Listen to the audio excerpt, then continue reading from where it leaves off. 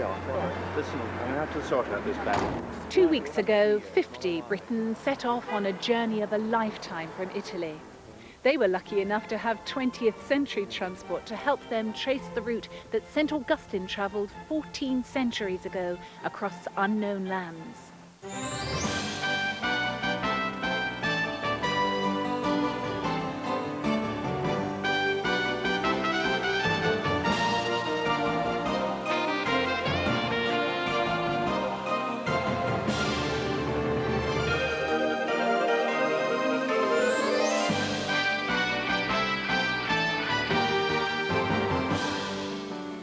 Last Sunday, they arrived on the shores of Kent, travel-weary, but looking forward to the British section of this extraordinary pilgrimage.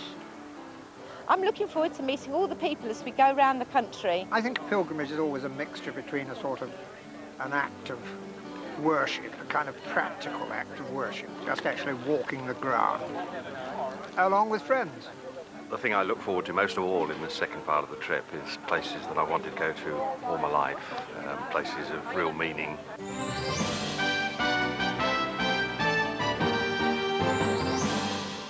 This week, the celebrations marking Augustine's arrival all those years ago began in earnest as hundreds of people joined the pilgrims from Rome and travelled with them across stretches of the country.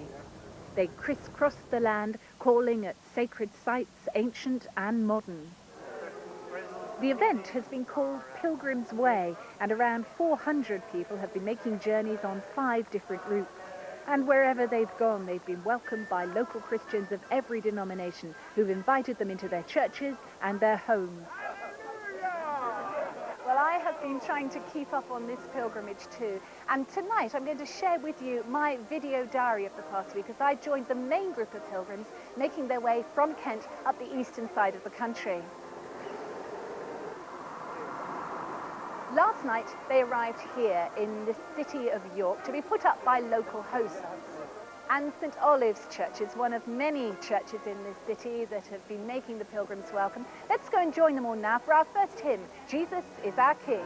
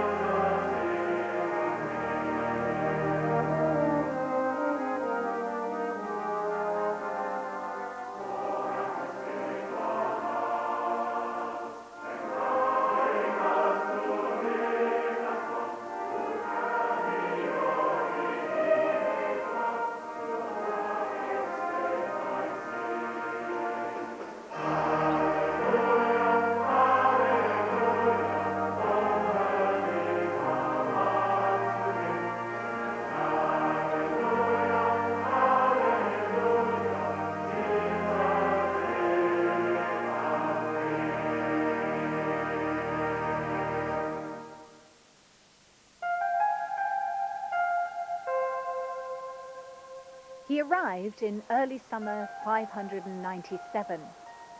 Augustine and 40 fellow monks had left Rome the previous year to spread the gospel to the pagan English and spent the winter in France. They'd been sent across Europe by Pope Gregory, but was so terrified by reports of these savage islanders and probably the English weather that Augustine wrote to the Pope in Rome asking for permission to give up his mission. But Pope Gregory wrote back telling them to get on with it. And get on with it they did. They came ashore near Ebbsfleet in Kent and made their way to meet the local king, Ethelbert. The king liked what he heard as Augustine preached, and on June the 2nd, 1400 years ago tomorrow, he declared that he'd become a follower of Christ and was baptized, to the delight of his Christian wife. Ethelbert gave Augustine a ruined church as his base, and by Christmas 597, 10,000 of the pagan English had also been baptized. The English church was well and truly established, and Augustine became its first archbishop. And it all began here in the heart of Kent. Today is St. Augustine's Day, and our pilgrims from Rome have made it this far to Canterbury to be joined by hundreds of others from all around the country. Now we're all heading up to the cathedral now for a special service led by St. Augustine's successor, the Archbishop of Canterbury.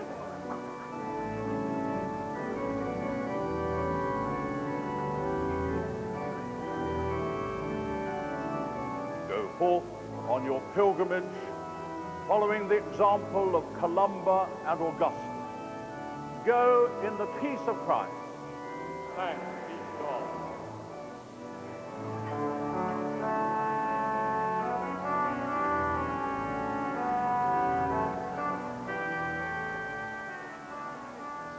Of course, when Augustine came, he wouldn't have come to such a wonderful building as the present cathedral. He would have come to this church, which was already here in 597, and Queen Bertha actually worshipped here. I think that's a wonderful, inspiring thing to realize that God was already being worshipped in this place.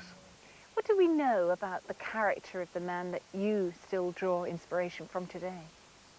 Well, what we glean is that he was a man who displayed all human weaknesses, and often we think of saints, don't we, as people superhuman, but he wasn't.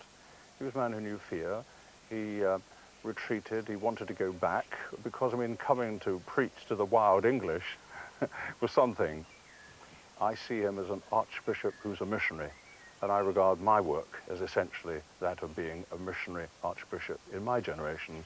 So I do draw a great deal of strength from that. His generation might have been very superstitious, but I think there's a lot of superstition in our world too, and maybe the unknown God that he was proclaiming, well, we have to proclaim something of the unknown God to our world as well, and to try to penetrate the thought forms, the images of our day. Now, of course, when we see the needs of our world, we can so easily throw up our hands, you know, in desperation and despair. I don't think there's any need for that. I think actually we can draw strength from a God who's always walking ahead of us, always there, always encouraging. So how would you like to be remembered in centuries to come? I think I would like to be remembered as someone who served Christ faithfully, who attempted to follow in his footsteps and kept my eyes upon the Jesus Christ who is the same yesterday, today, and forever.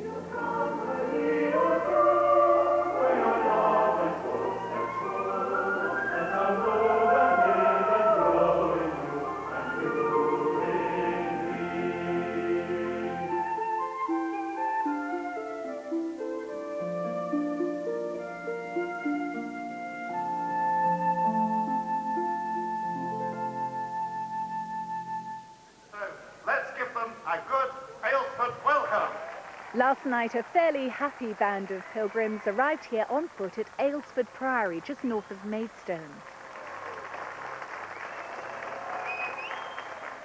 Rosemary Walters is one of the pilgrims who started their trek in Rome.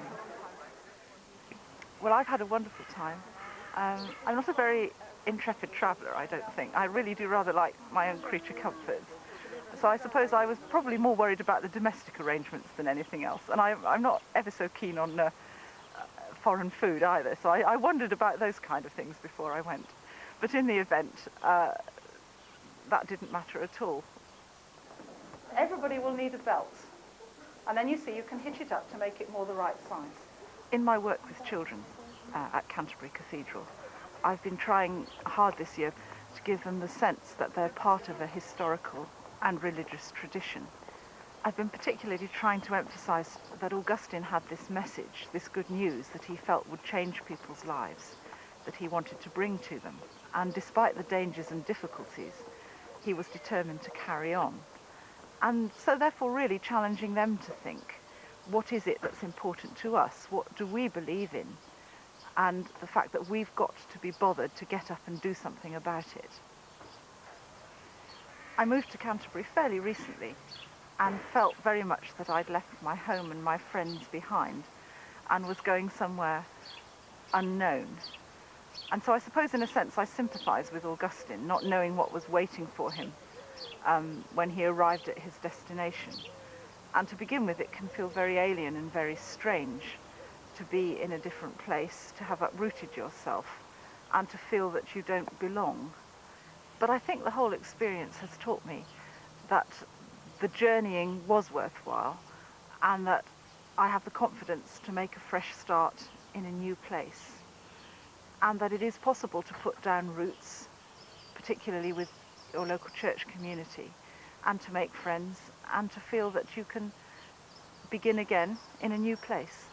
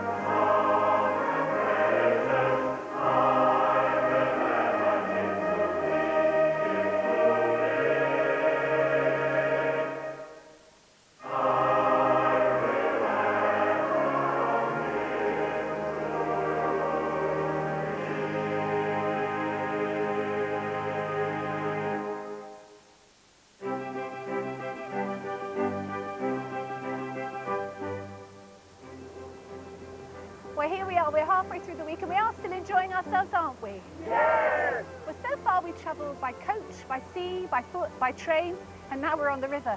No prizes for guessing which one.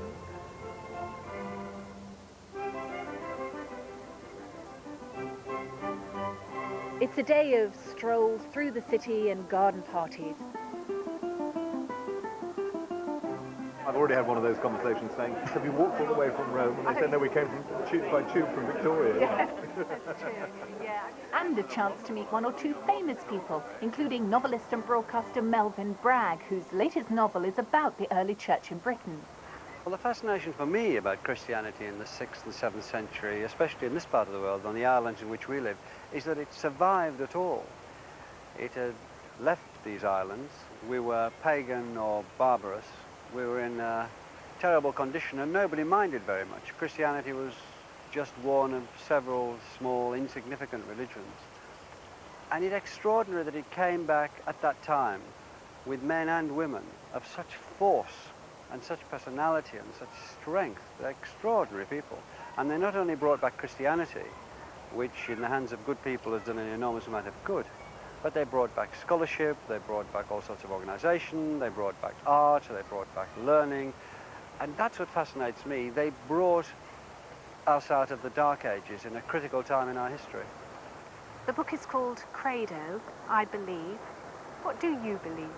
What do I believe? Well, I believe a lot more than I did when I started the book. I mean, I was brought up a very resolute and committed Christian as a young man, and faded away from it in my middle years, as so many people do. I believe that there's a fundamental creator. I think there's a pattern in the universe of which we are part. I think there might even be some continuum, and I think that occasionally extraordinary people I hear who somehow are tuned into that, if I can put it as coarsely, and Christ was clearly one of them. What he said about the way life should be lived could scarcely be bettered. And he was perhaps telling us something that if we don't listen to, we are doomed, really. When you were researching the book, you visited many of these ancient sacred sites. Did that make any personal impression on you? I was very impressed when I was doing the research. Obviously, you go to Kent to look in the path of St. Augustine, but my book was more concerned with the Celts. I went to Inishbofin, where certain Celtic monks in the 7th century are buried, and I went to Lindisfarne, which still has its own atmosphere, and up to Iona and to Whitby. And there's no doubt, it seems to me, that the force of these people in this country in the 7th century was exceptional, because when you go to these places, there's no doubt anyone at all susceptible to atmosphere feels a presence there, and there's no getting away from it. They do. And after a good night's sleep in London, we begin heading north, up through St Albans and on to Bedford. Man with the tambourine, here, it's Father Stan Hesse. Do we have a pilgrim called Pollock, please? This is the hometown of John Bunyan, the author of Pilgrim's Progress, and the place where he spent almost 12 years in jail for his faith.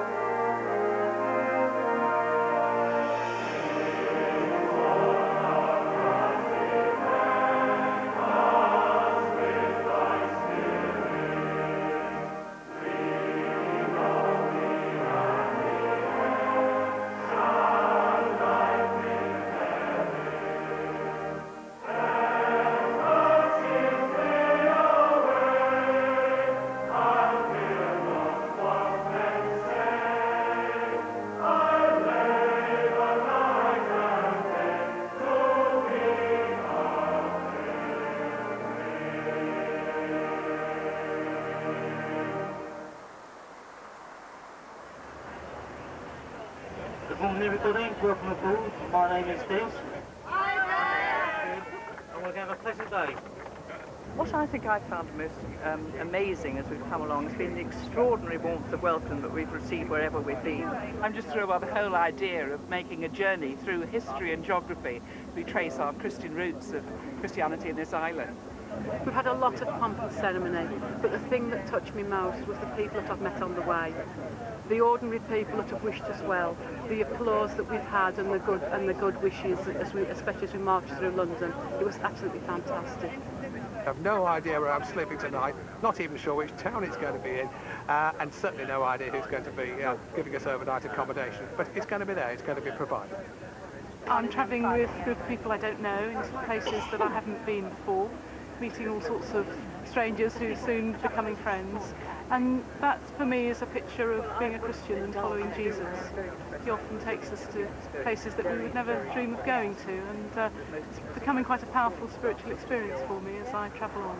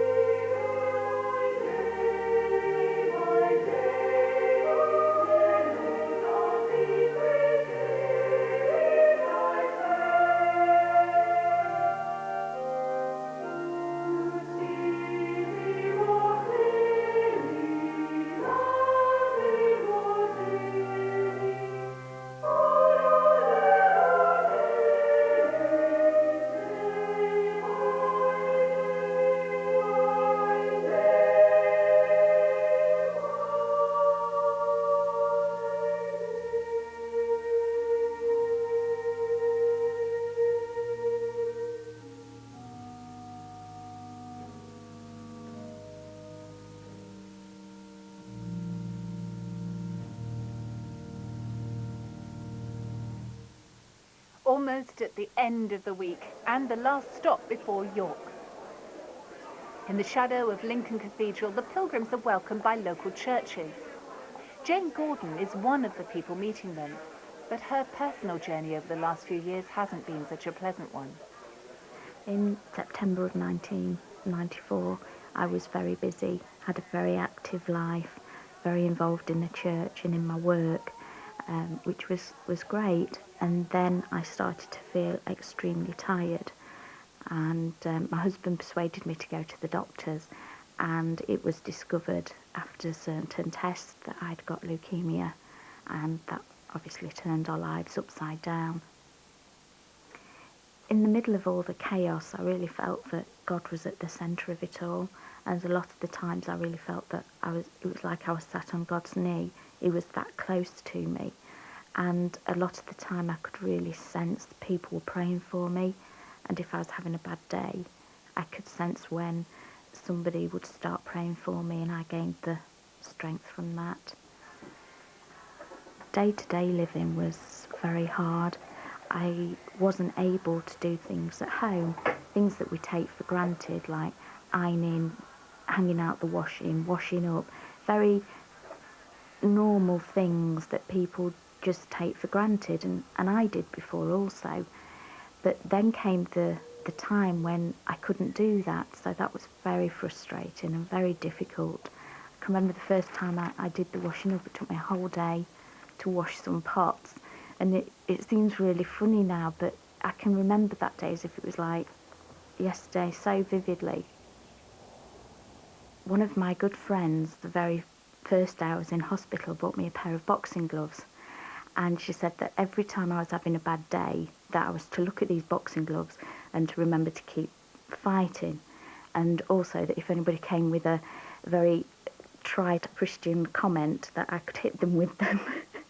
So that was really brilliant, because all the way along the line, if I was having a bad day, I could look at the boxing gloves and think, yeah, I keep fighting. And it's also reminded me of how much people loved me and cared for me. Recently, I've had good news, and I've actually been able to finish my chemotherapy, which is unbelievable. It's brilliant. I know that God has been with me through everything, and he gives me the ability to deal with the fear and just accept it, that it's part of the illness and part of what I've been through. And in a way, I don't really want to forget that, because it keeps what God's done for me alive.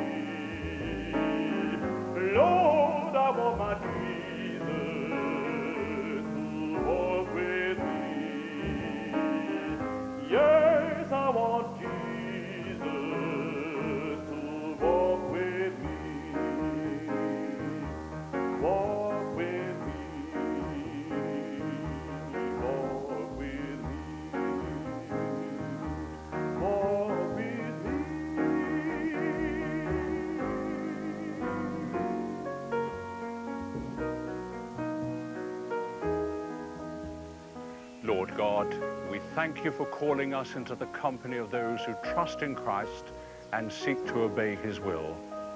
May your Spirit guide and strengthen us in mission and service to your world.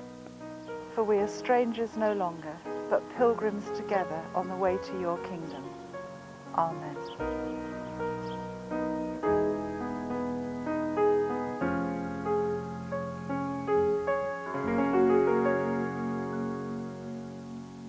And here we are back in York, or Yorkshire, as it would have been known in Augustine's time, at the end of a very hectic week where there have been some truly wonderful moments. But you know, even as we have followed in the way of Augustine, we've also followed in the footsteps of countless other nameless saints who, down the centuries and even today, spread the good news.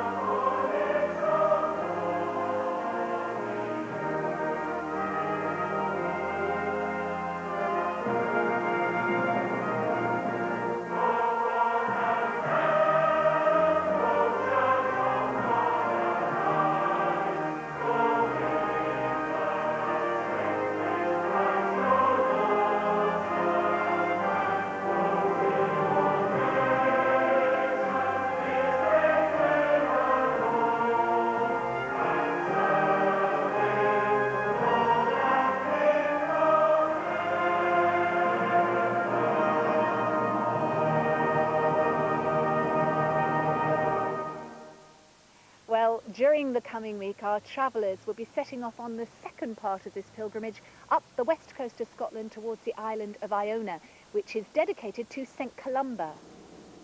Before Augustine arrived on these shores from Rome to convert the English, St. Columba had already come over from Ireland to bring the good news to his fellow Celts in the north. In fact, he died just a few months after Augustine's arrival. Next week, Sally Magnusson will be on the island of Iona to celebrate the life of another of Britain's great missionary saints. But for now, from this lovely city of York, goodbye.